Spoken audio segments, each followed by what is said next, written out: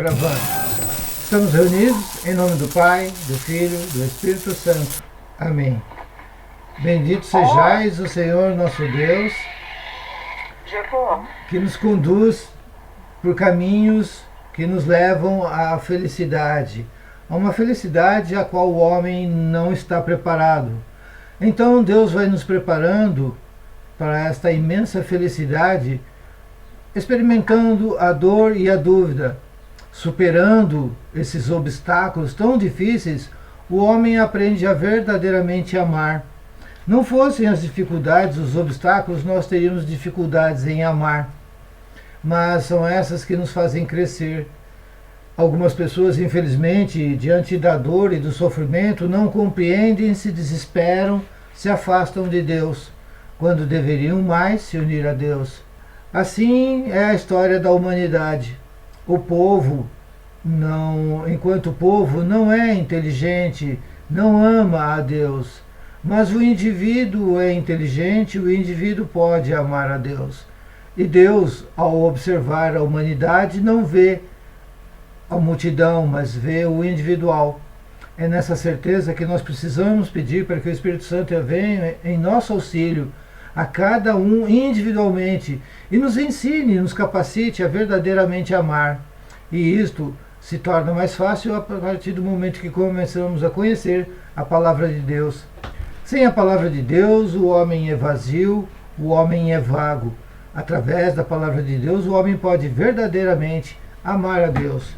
Peçamos a sua presença para que possamos compreender que os reis foram um período muito importante, tanto que a Igreja Católica se beneficiou dele durante 14 séculos, época de paz e grande desenvolvimento para toda a humanidade. Então vamos pedir a presença do Espírito Santo nesse nosso encontro de hoje, desse domingo, para que a gente possa ser capacitado ao amor verdadeiro. Peçamos sua presença. Vinde, Espírito Santo, e enchei os corações dos vossos fiéis, e acendei neles o fogo do vosso amor. Enviai o vosso Espírito, e tudo será criado, e renovareis a face da terra. Oremos. Ó Deus, que instruíste os corações dos vossos fiéis com a luz do Espírito Santo, fazei que apreciemos retamente todas as coisas, segundo o mesmo Espírito, e gozemos sempre da sua consolação. Por Cristo Senhor nosso. Amém. Estamos reunidos em nome do Pai, do Filho e do Espírito Santo. Amém. Muito bem. Dando continuidade, então, ao estudo, agora nós estamos vendo o primeiro livro de Samuel. Nós pudemos ver como que o profeta Samuel foi preparado desde tenra idade, e desde tenra idade ele aprende a reconhecer a voz do seu Senhor e a obedecê-la desde cedo. Diferentemente de nós, que temos muitas dificuldades, temos até uma docilidade enquanto crianças, mas a partir do alcance da idade da razão, perdemos essa capacidade de obedecer a Deus, perdemos parte da bondade e nos tornamos rebeldes. Só voltamos a essa docilidade para com Deus quando a idade já está começando a se tornar adiantada. Aí o homem sente fortemente essa necessidade de conhecer, de amar, de obedecer a Deus, então nos seus últimos momentos de vida, por assim dizer. Eu disse que a partir de hoje nós então veríamos a história dos reis, né? E nós vamos começar por Saul, pelo rei Saul. Lembrando que o rei Saul, ele teve um período de reinado muito curto, muito curto. A igreja não sabe dizer ao certo de quanto tempo foi. Alguns especulam que foi de aproximadamente 2 anos. E que quando Saul chegou ao reinado, ele já contava com mais de 40 anos. O Saul tinha todas as condições necessárias para se tornar um bom rei. Mas não se sabe o que aconteceu, mas ele simplesmente se desvia desse bom caminho, né? Ele se torna um déspota, ele se torna um homem amargo, um homem obcecado pelo poder. O poder lhe feriu a razão. Vamos então hoje conhecer um pouco sobre a história de Saul. Vamos começar ali pelo capítulo 13.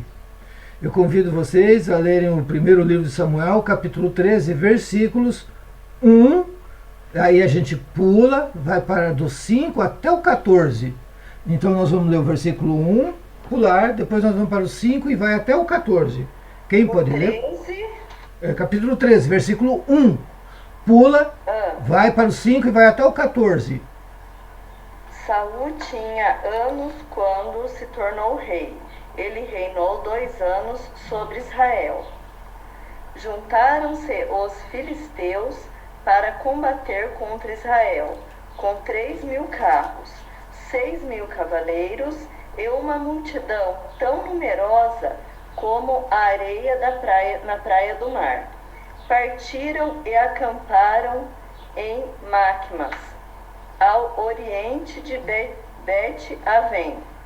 Os israelitas, vendo o aperto em que se achavam, porque estavam cercados de perto, ocultaram-se nas cavernas, nos matos, nos rochedos, nos fortins e nas cisternas.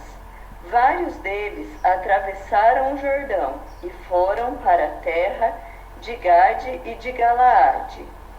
Saul, entretanto, estava ainda em Gálgala, com todo o seu povo, que tremia de medo.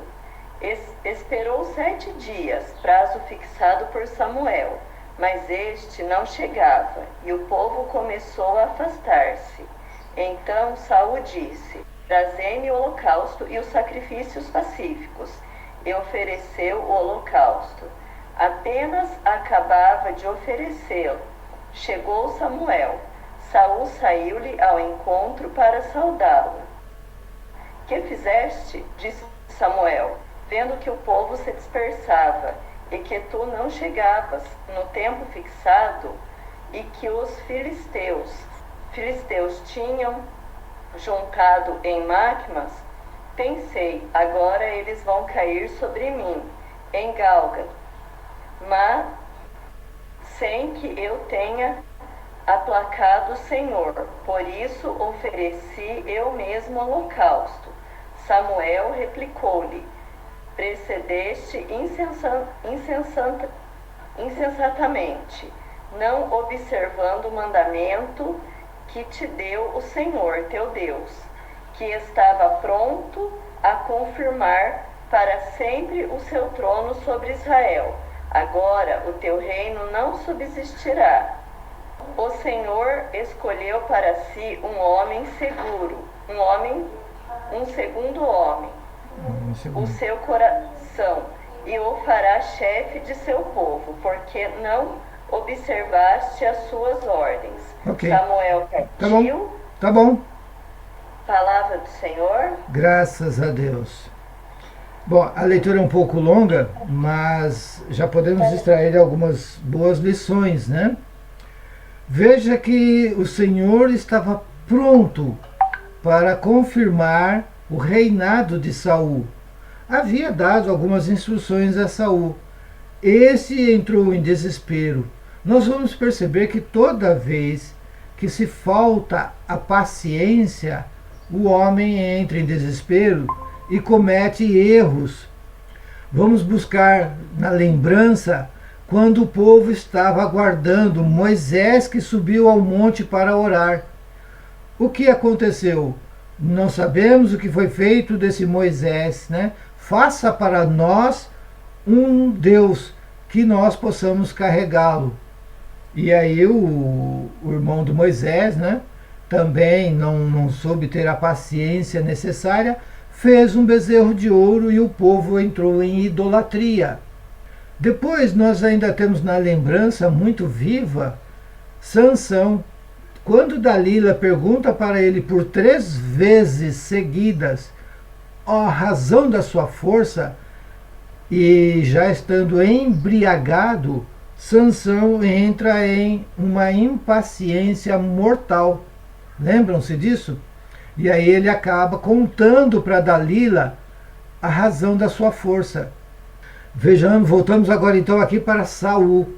O Saul deveria entrar em combate contra os filisteus, ele deveria sair vitorioso, porém ele deveria esperar o Samuel chegar. Samuel era sacerdote e profeta. Como Samuel era sacerdote, então cabia ao Samuel oferecer um sacrifício para Deus, para que Deus se agradasse e aí confirmasse então Saul como rei. Mas o que aconteceu? O Saul se desesperou. Ele cometeu erros, fugiu. Quando ele se esconde, né, na verdade, lá em Gálgala, e aí o que ele faz? Ele entra em desespero e ele oferece um sacrifício ele mesmo para Deus. Mas veja, o rei não era sacerdote. O sacerdote era Samuel. Então o que o rei fez foi uma coisa que ele não poderia fazer. Ele não estava apto. Ele não estava pronto para oferecer sacrifícios para Deus. Ou seja, ele não tinha ainda as funções de sacerdote. Porque é o que nós vamos perceber mais para frente. Os próximos reis terão essa função também de sacerdote. Então, além de rei, serão sacerdotes. Vão ter um contato muito íntimo, muito próximo de Deus e poderão então oferecer sacrifícios, né? Então está aqui uma lição para que a gente possa guardar. Muitas vezes, diante de uma situação repetitiva, perdemos facilmente a paciência. É a mãe que perde a paciência com o filho que insiste em querer fazer alguma coisa e ela perde a paciência. É a criança desobediente que muitas vezes a mãe insiste no não e a criança quer a qualquer custo, a criança perde a paciência e faz a sua vontade. É o esposo que vai sair com a esposa e ele já está pronto, ela ainda não está pronta, ela ainda está se vestindo e ele perde a paciência, né, e acaba brigando com ela porque ela não está pronta ainda. Enfim, a paciência é uma virtude que Deus nos dá. O que, infelizmente, nós percebemos muito é que, diante de certas situações, as pessoas pedem para Deus: Deus, me dá paciência, né? Eu não caio mais nessa, não. Eu não peço mais para Deus paciência, porque aí Ele vai te dar inúmeras razões para você testar a sua paciência, né? Mas então o que nós devemos fazer? Nós devemos pedir fé e amor. Quando você pede fé e amor, é isso que Deus quer te dar. Então Ele vai aumentar a sua fé e vai te ensinar a amar. Quando você tem fé, você começa a amar. Então, por amor, você não briga com o seu filho. Por amor, o seu marido não vai brigar com você. Entenda? Então, o ideal é que nós peçamos, né? Fé e amor, tá certo? Não paciência. E é muito fácil do ser humano perder a paciência. Nós somos dotados, todos nós, sem exceção, de uma paciência enorme, mas não sabemos fazer uso. Nós não nos controlamos, diferentemente dos monges, né, que sabem que a vida em comum é difícil. Sem a paciência, a vida dos monges seria um inferno. Então os monges exercitam muito bem a paciência. Nós precisávamos aprender muito com os monges, né? Vamos dar continuidade então. Então nós vimos aqui que houve um erro, o primeiro pecado de Samuel. Samuel comete muitos pecados, já logo de início. Veja que ele ainda não foi, por Deus, confirmado rei, e ele já cometeu um erro. Ele desagrada a Deus. O segundo pecado de Samuel, nós vamos encontrar no capítulo 15. Né? O capítulo 15 vai nos mostrar que o segundo pecado, mas é só para que nós não vamos ler, um pouquinho comprido. O capítulo 14 vai mostrar algo interessante para nós. Então, quando puder, eu convido vocês a lerem o capítulo 14, porque vai mostrar que o filho de Saul, o Jonatas, tem muito mais coragem que o rei Saul. O rei Saul, além de impaciente, não tem coragem, né? Então lhe falta os principais atributos de um rei. Para ser soberano, é preciso que se tenha uma grande dose de paciência e é preciso coragem.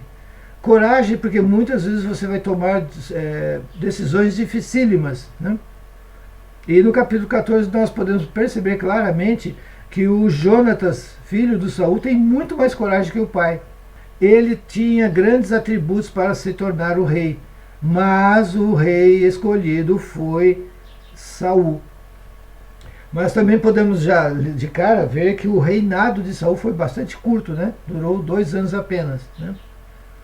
É preciso entender então que o Saul, ele teve um período, antes dele ser confirmado rei, um período meio de liderança sobre o povo de Israel, mas que não é relatado na Bíblia, porque não havia grandes ensinamentos espirituais. Por algum motivo essa parte da vida do rei Saul não nos foi revelado, né? Mas em livros apócrifos a gente fica conhecendo que o Saul, ele tinha algumas qualidades boas. Alguma coisa aconteceu que ele mudou, logo que ele fica sabendo por meio de Samuel que ele vai ser rei. O poder é que lhe sobe a cabeça. E é isso que nós estamos vendo. Ele mal foi confirmado como rei, já cometeu alguns erros. Vamos ver então o seu segundo pecado. Capítulo 15. Nós vamos ler o versículo 2 e depois o versículo 7. Assim fala o Senhor dos Exércitos: vou pedir contas a Amaleque do que ele fez a Israel, opondo-se-lhe ao caminho quando saiu do Egito. Depois o 7. Saul bateu os amalecitas desde Évila até Sur, que está a oriente do Egito. Palavra do Senhor. Graças a Deus. Bom, o versículo 5, então, está dizendo, versículo 2, né? Que Deus vai pedir conta a Amaleque. E o que é isso, né? Quer dizer que Deus vai castigar o Amaleque. Os amalecitas, junto com os ismaelitas, vão formar os muçulmanos mais tarde. Os amalecitas era uma tribo que, quando o Moisés tira o povo do Egito, da escravidão, os amalecitas não facilitaram a vida deles.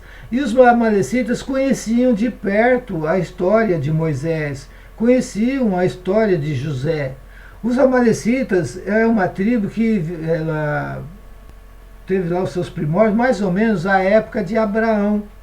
Então os amalecitas tinham tudo para fazer parte do povo de Deus.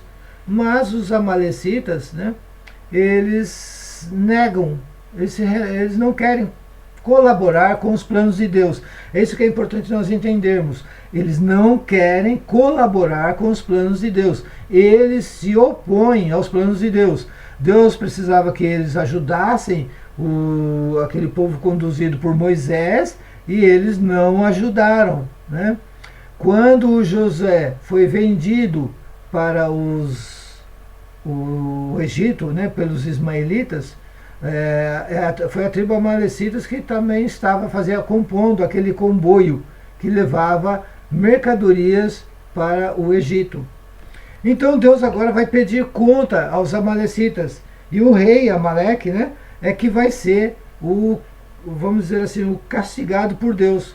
Porém, o Saul, ele faz uma coisa errada, né? Como os amalecitas não tinham colaborado com os judeus, o povo de Deus, era para que eles fossem atacados. O Saul faria esse ataque, né?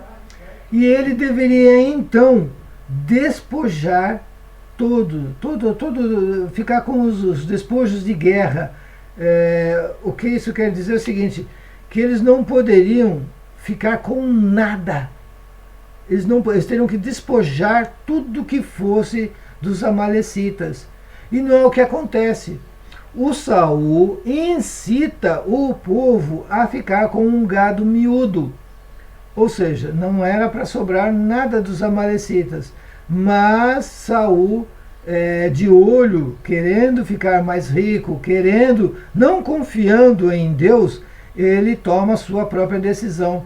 Ele toma para si e permite que o povo tome para si também parte dos despojos dos amalecitas. E isso desagrada muito a Deus. Isso foi algo assim que, vamos dizer, foi a pá de cal no reinado de Saul, ok? Esse foi um erro muito grande, desgostou demais a Deus, porque ele foi desobediente. Ali no versículo 9 nós lemos: mas Saul e seus homens pouparam a Agag, assim como o melhor do rebanho miúdo e do grande, os animais cevados e os cordeiros, e tudo que havia de melhor. Não quiseram votá-los ao interdito, só exterminaram o que era ordinário e sem valor. O que isso nos lembra? Lembra de Abel e Caim? Abel oferece um sacrifício para Deus que lhe é agradável. Não é que Deus queria aquilo, é que Deus olhou para o coração do Abel e viu a simplicidade dele, né? Ele não reteve para si as primícias da obra de Deus. A primeira ovelha que nasceu, Abel oferece para Deus. Já Caim, tomado de ira e inveja, ele oferece para Deus aquilo que era secundário. Ele não oferece com amor, ele não oferece com espontaneidade. A mesma coisa aconteceu aqui. O Saul, em vez dele não ficar com nada, o que ele faz? Ele mata, ele destrói só aquilo que não prestava. E fica para si com o gado miúdo, o gado graúdo, aqueles animais mais gordos. Ele sacrificou pequenos animais e animais doentes. Não era isso que Deus queria, não foi essa a ordem que Deus deu. Então nós percebemos aqui o que? A desobediência. Então nós temos um quadro instalado. Qual é esse quadro? A desobediência mais a impaciência abre espaço largo para a ação do demônio. O demônio, querendo reinar no coração do homem, vê a porta escancarada quando este não tem paciência, quando este não é obediente. Então, porque lembra-se também que lá no capítulo 4 do livro do Gênesis, Deus diz que se ele praticasse boas obras, o Caim, que ele poderia dominar aquele mal que estava começando no coração dele. Lembram-se disso? Então a prática de boas obras nos impede de darmos vazão à impaciência e à desobediência. Quando nós praticamos boas ações, nos tornamos mais obedientes a Deus. Então está aqui a receita. Você quer ser obediente a Deus? Então seja paciente, praticando boas obras. Ao praticar boas obras, você faz aquilo que Deus quer. Você se torna obediente. Você se torna mais amoroso. Você se torna mais paciente. Então, por isso que acho que é Judas, né, que vai dizer que me mostra a sua fé sem obras, eu te mostro a minha fé pelas obras. É preciso obras, gente. Se você não está praticando nenhuma obra para Deus, é hora de rever a sua situação, de rever os seus atos. você precisa praticar boas obras, com isso você obtém paciência, com isso você obtém mais amor, com isso você obtém a obediência. Então, é através das obras que nós nos tornamos mais filhos de Deus, ok? Me demorei um pouco aqui porque eu senti essa necessidade de falar sobre isso. Vamos dar continuidade? Vamos lá para ainda no capítulo 15. Nós vamos agora dos versículos 10 a 12. O Senhor disse a Samuel: arrependo-me de ter feito o rei a Saul. Ele não se desviou de mim, ele se desviou de mim e não executou as minhas ordens. Samuel irritou-se com isso e clamou ao Senhor durante toda a noite. Na manhã seguinte, indo ao encontro de Saul, alguém veio, disse-lhe: Saul chegou ao Carmelo e erigiu ali uma estrela, retomando em seguida o seu caminho para Gálgala. Okay. Palavra do Senhor. Graças a Deus. Então note que Deus está falando com Samuel, com o profeta. Ele está dizendo que se arrependeu. Deus se arrependeu. É claro que isso aqui é um jogo de palavras, né? E que nós precisamos entender. É claro que Deus não se arrepende, porque Deus conhece o passado, o presente e o futuro, então Deus não pode se arrepender. O que nós temos que entender é que o Saul já não faz mais a vontade de Deus. Deus está, se pudermos usar essa palavra, né? Deus está desgostoso de Saul, dada a sua desobediência, dado a sua impaciência, né? E aí, na manhã seguinte, quando o Samuel vai ao encontro do Saul, o Samuel vai ao encontro, ao profeta, está indo ao encontro do rei. Alguém chega no Samuel e fala: Saul chegou ao Carmelo e erigiu ali uma estela, retomando em seguida o seu caminho para Gálgala. Então veja que o Saul está fazendo tudo por conta própria. O cara está desesperado, gente. É isso que nós temos que entender. Ele está fazendo de tudo, sabe? Ele quer tanto, ao mesmo tempo ele quer voltar às boas com Deus, né? Porque Deus falou que não está satisfeito com ele. Ele quer voltar às boas com Deus, mas ele quer fazer pelos seus próprios meios. Gente, que ensinamento maior do que esse aqui? Não é pelos seus próprios meios que você vai alcançar a graça de Deus. Não é você que alcança a graça de Deus.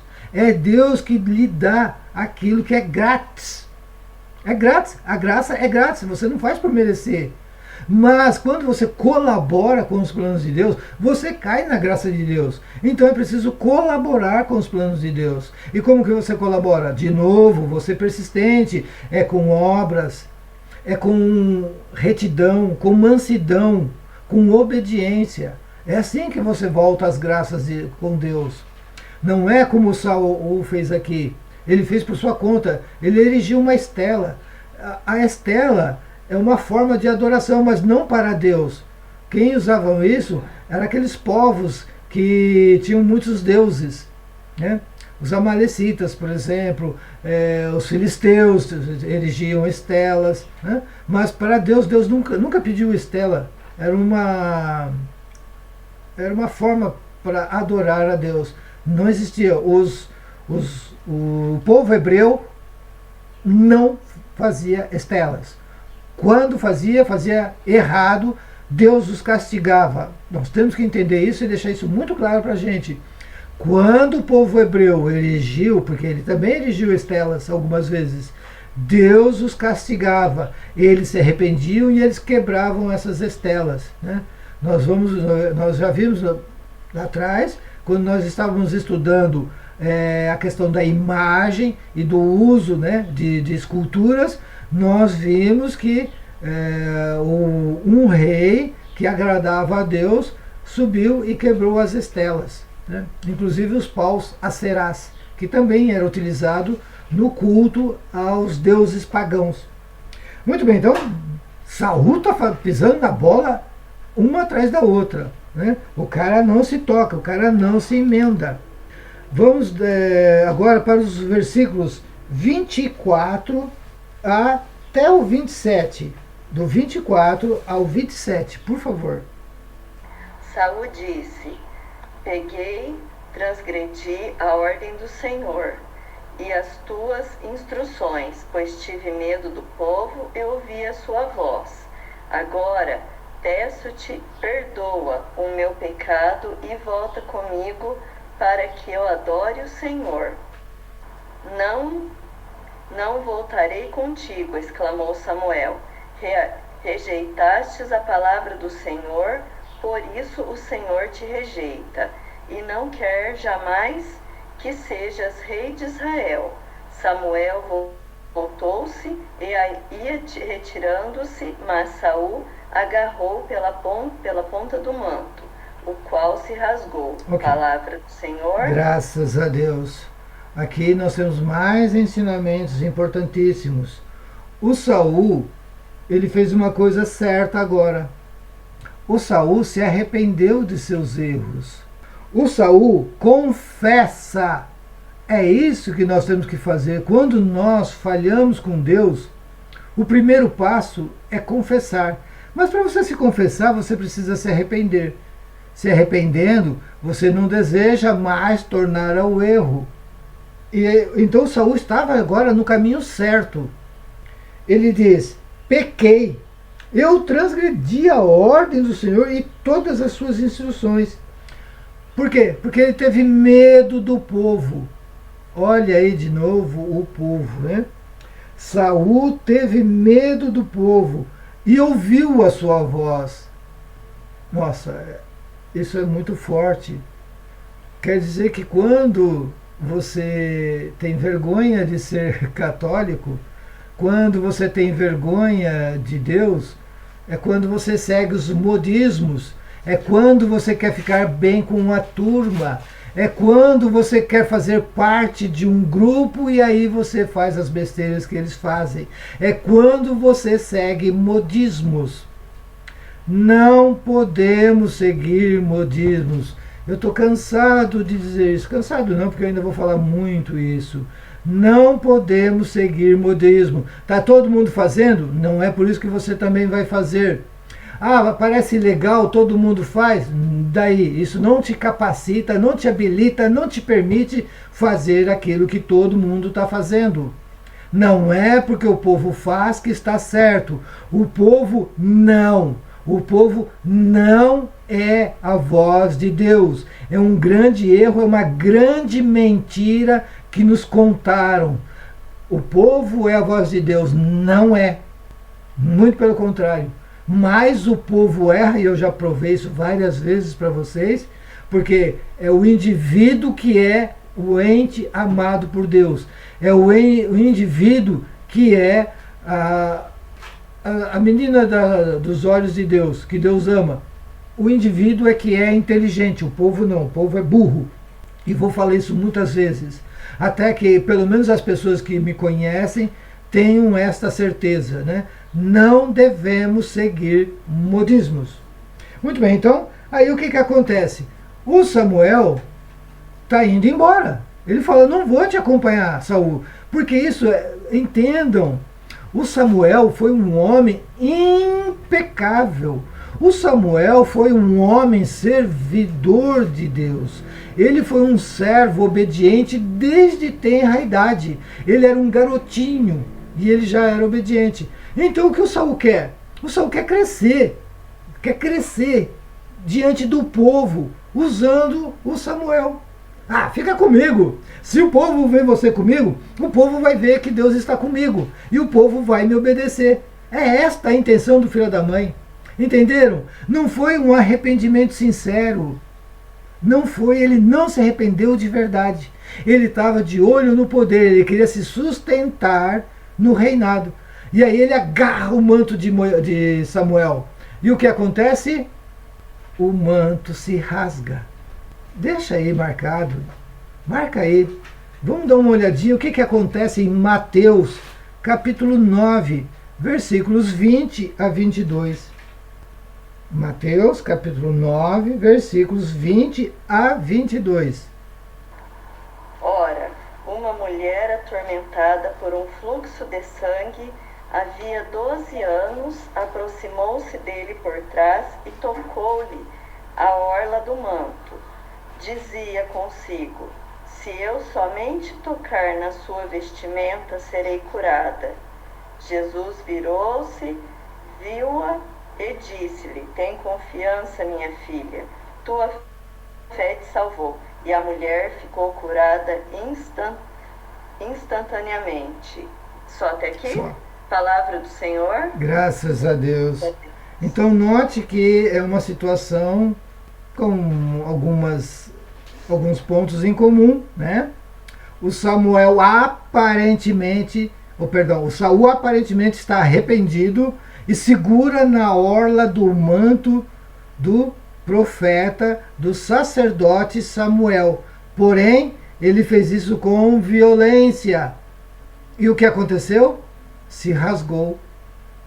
Aquela mulher que padecia de um fluxo de sangue já há 12 anos, sofrida, uma mulher que sofreu, ela era evitada, as pessoas fugiam dela, ela não sabia o que era um carinho, um sorriso.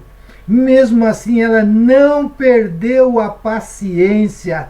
Ela esperou quando Jesus passou perto dela e ela tocou levemente na orla do manto da túnica de Jesus.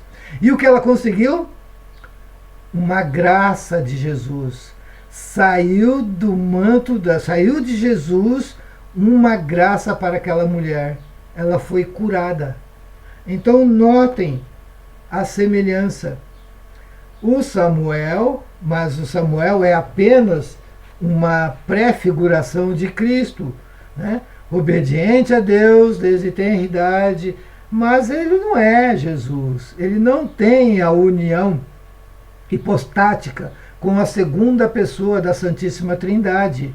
Quando Saul lhe agarra na orla da túnica, ela se parte, ela rasga, né? Ainda em Mateus, só que agora no capítulo 27, versículos 50 a 52. 50 a 52. A 52. Jesus de novo lançou um grande brado e entregou a alma. E eis que o véu do templo se rasgou em duas partes de alto a baixo. A terra tremeu, findaram-se as rochas. Os sepulcros se abriram e os corpos de muitos justos ressuscitaram. Palavra do Senhor. Graças a Deus. Então, quando o manto de Jesus é tocado pela fé, sai uma graça de Deus. Mas quando ele, o próprio Jesus, rasga o véu que nos separa do céu, até os mortos ressuscitam, né? Começa um novo período, um novo reinado. Deus agora, a partir dessa nossa leitura aqui, não faz mais uso, atenção para o que eu vou dizer, Deus agora não faz mais uso de patriarcas, Deus não faz mais uso dos juízes, Deus não faz mais uso dos reis. Deus agora usa a sua igreja. É ela a dispensária das graças de Deus. Ok? Eu queria chegar nesse ponto aqui. Eu espero que vocês tenham compreendido o que eu tentei fazer, porque se compreenderam, entendem então que a igreja vai sofrer o mesmo caminho da raça humana e também o mesmo caminho de Jesus. Ok? Mais para frente eu volto nesse ponto para a gente comentar um pouco mais e compreender melhor isso que eu acabei de dizer. Por ora basta nós entendermos que quando Jesus morre, rasga-se o véu do santo do santíssimo, dos santos do lugar, né, do templo, e então agora é a igreja que está responsável pela dispensão das graças. Então Deus fez uso dos patriarcas, Deus fez uso dos juízes, nós já lemos tudo isso, nós estamos lendo agora os reis, Deus fez uso para levar o povo para si, né? Para que o povo fosse obediente e amassem a Deus. Agora Deus vai usar a igreja, mas o caminho é basicamente o mesmo. Bom, vamos dar continuidade então. Voltamos lá para Samuel, no capítulo 15. Vamos para os versículos de 28 a 31. Qual capítulo? O 15, é o 15 né? de Samuel. Tá, 28 a 31. Samuel disse-lhe: assim o Senhor arranca hoje de ti a realeza sobre Israel, a fim de dá-la a outro melhor do que tu. Aquele que é a verdade de Israel não mente, nem se arrepende, pois não é um homem para se arrepender. Saul respondeu: pequei, mas rogo-te que continues a honrar-me na presença dos anciãos de meu povo e diante de Israel. Volta comigo para eu adorar o Senhor teu Deus. Samuel voltou, pois com o rei, e este adorou o Senhor. Samuel disse: trazei-me Agag, rei de Amaleque. Aproximou-se de Agag, cheio de alegria, dizendo: certamente passou a amargura da morte. Tá bom. Palavra do Senhor. Graças a Deus. Bom, aqui o que é importante para nós, né, nós entendemos ali no versículo 29, aquele que é verdade de Israel não mente, nem se arrepende, pois não é um homem para se arrepender. Aí o Saul cai em si e diz: pequei, mas rogo-te que continues a honrar-me na presença dos anciãos do meu povo e diante de Israel. Olha como ele termina a frase, presta atenção. Volta comigo para eu adorar o Senhor teu Deus. Não é mais meu Deus, entendeu? Não é mais meu Deus, é teu Deus. Ele não é mais meu Deus. Eu entendi também que aqui, na verdade, ele queria mostrar para o povo e não uma coisa verdadeira dele, né? Você viu como é que é? Vi. Interessante, né? Muito bem. Agora vamos pular um pouquinho, vamos para os versículos 34 e vamos até o capítulo 16, versículo 1. Do 34 até o capítulo 16, versículo 1. Davi respondeu a Saul: Não. Quando... Não, tem alguma coisa errada. É do Espera lá. 15, ainda no 15, do versículo 34 Entendi. até o 16. Depois disso, Samuel retirou-se para Ramá e Saul voltou para sua casa em Gabá de Saul. O profeta não tornou mais a ver Saul até o dia de sua morte. Samuel afligia-se por causa de Saul, por se ter o Senhor arrependido de tê-lo feito rei de Israel. O Senhor disse-lhe: até quando chorarás tu, Saul? Tendo eu rejeitado da realeza de Israel, enche o teu corno de óleo, vai, envio-te a Isaí de Belém, porque escolhi um rei entre os seus filhos. Ok. Palavra do Senhor. Graças a Deus. Muito bem. Então nós estamos vendo que o Samuel vai se retirar da frente de Saul. Veja que Saul ainda é rei, mas o Samuel só vai voltar a vê-lo depois da morte, depois que Saul morrer. Então, o profeta, ele chora, ele se entristece e Deus vai consolá-lo. Por que você está chorando ainda o que aconteceu com Saul? Eu o rejeitei. Ele não é mais rei. Então veja que Saul não é, para Deus, Saul não é mais o rei. Deus quer que Samuel escolha um novo rei, ok? E é isso que vai acontecer. Então vamos avançar um pouquinho.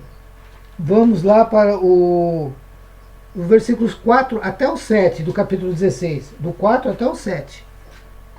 Fez Samuel como o Senhor queria.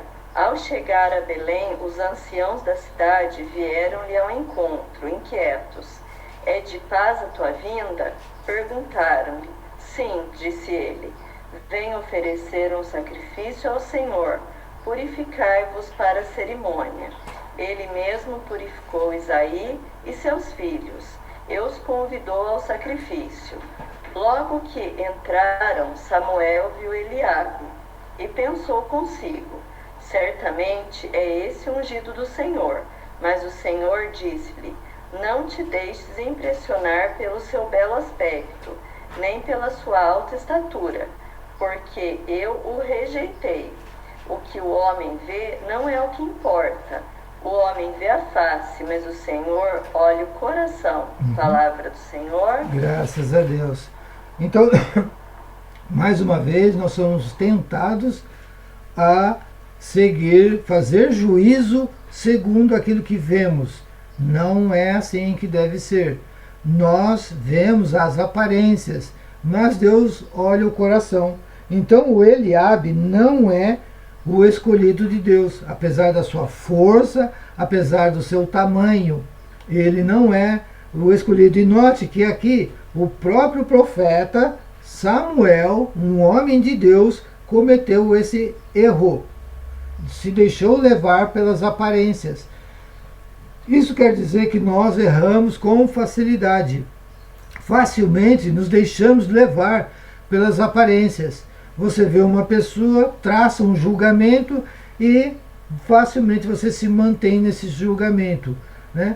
Mas aqui também eu extraio uma outra lição importante, apesar que o nosso tempo está acabando, mas uma lição importante que é a seguinte: o que o Samuel errou, eu nem considero como erro. Por quê? O Samuel fez um julgamento errado, mas por uma boa causa. Veja, ele viu o Eliabe alto, forte, e julgou: esse é o escolhido de Deus. Então não foi porque ele se deixou levar pelas aparências, mas porque ele fez um bom julgamento. Então, se nós tivermos que errar, que seja por fazer bom julgamento. Ou seja, você dar crédito a quem não merece. É preferível este erro ao erro de não dar crédito a quem merece. Deu para entender? É mais importante você dar crédito a quem não merece, né, do que você não dar crédito a quem merece, julgando pelas aparências. Então, julgar pelas aparências requer esses cuidados que todo católico deve tomar. Se você vê alguém, julgue-a o melhor possível. Nunca julgue pelos seus defeitos, por aquilo que é visível. Ah, a pessoa é feia, então deve ser má. É um grande erro, né? A pessoa aparentemente é soberba. Você não sabe. Talvez ela já tenha algum motivo para aquilo. Então temos que tomar muito cuidado no julgamento, ok? Agora, do versículos 8 até o 13. Isaí chamou Abinadab e fê-lo passar diante de Samuel. Não é tampouco este, pensou Samuel, que o Senhor escolheu. Isaí fez passar Sama.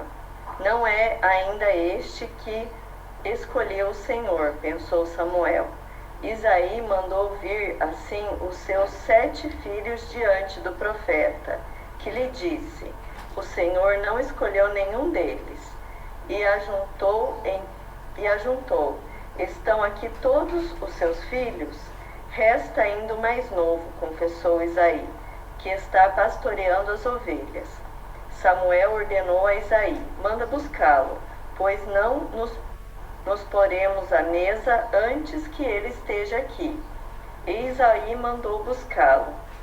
Ele era louro e belos olhos, e muito formosa aparência. O Senhor disse: vamos, unge-o, é ele. Samuel tomou o corno de óleo e ungiu-o no meio de seus irmãos. E a partir daquele momento o Espírito do Senhor apoderou-se de Davi. Samuel, porém, retomou o caminho de Ramá. Até aqui? Sim. Palavra do Senhor. Graças a Deus. Então veja que Deus escolheu um pastor, porque o pastor sabe cuidar das suas ovelhas. Aqui é uma prefiguração. Jesus vai ser o bom pastor, aquele que cuida das suas ovelhas, aquele que deixa 99 ovelhas seguras e vai atrás da ovelha perdida. Então o Davi, é uma boa prefiguração de Cristo. Foi por isso que ele agora foi escolhido. Com um detalhe: o Saul ainda é rei. E o Samuel voltou para Ramá. Ramá está bem ao sul de Israel. É hoje onde está havendo esse conflito, né? Então, aqui que nós temos que entender é que o Davi é um pastor, mora em Belém, nasceu em Belém, e é dele que virá a descendência que vai chegar até Jesus Cristo. Davi foi ungido, ele foi ungido como rei na presença dos irmãos dele, mas não na presença do povo. É isto que é importante nós entendermos. O Samuel fez aquilo que Deus mandou, porque o Samuel tinha que ungir o rei diante do povo, para que todo o povo soubesse: olha, esse é o rei. Era isso que o Samuel fez com o Saul. E é isso que Samuel deveria fazer com Davi.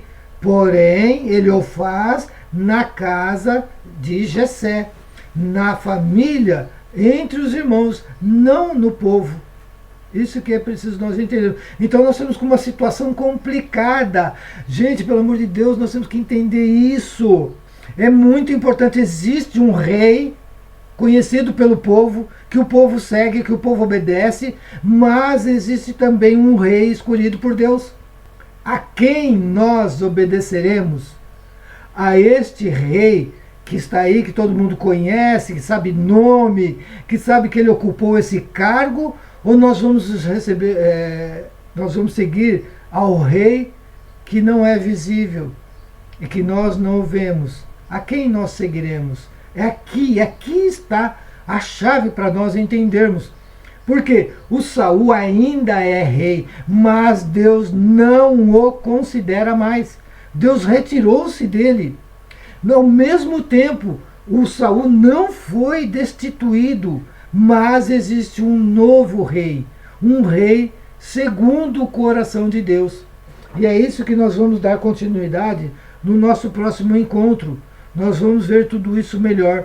Nós vamos ver como que vai se comportar isso. Aquele homem escolhido por Deus primeiramente, mas que Deus se retira, continua sendo o rei. Mas agora nós que estamos lendo, nós sabemos, existe um rei segundo o coração de Deus, mas ele não é visível. Isso é o poder da igreja, gente. Eu não preciso... o que eu estou tentando dizer é isso. Existe o poder soberano, o poder civil, é o prefeito, é o deputado, é o congresso, é o presidente, que está aí, que todo mundo conhece, todo mundo sabe. Você votou, você escolheu. Mas existe um que Deus escolheu, que é a igreja. É o poder da igreja que nós temos que obedecer. É a igreja que nós devemos obedecer, e ela está sendo transfigurada. Assim como Jesus foi transfigurado. Assim como o povo muitas vezes traiu a Deus, o povo dentro da igreja vai trair a igreja. É isso que eu estou tentando conduzir, né? E eu quero então, ao encerrar esse nosso encontro de hoje, que a gente guarde essas palavras, né, de que o arrependimento precisa ser integral, não pode ser parcial. Não basta você se arrepender um pouquinho. Busque, sinceramente, no fundo do seu coração, se arrepender por inteiro. Peça perdão a Deus. Toque a Deus com leveza, com amor, com obras. E aí sim você obterá o arrependimento necessário. Que essas minhas palavras ecoem aos nossos ouvidos e a de quem ouvir esse finalzinho desse nosso encontro. Que também possamos entender que há um Deus que nós devemos seguir. Eu vos falei, em nome do Pai, do Filho e do Espírito Santo. Amém. Até a próxima, fiquem com Deus. Até mais. Um abraço. Tchau.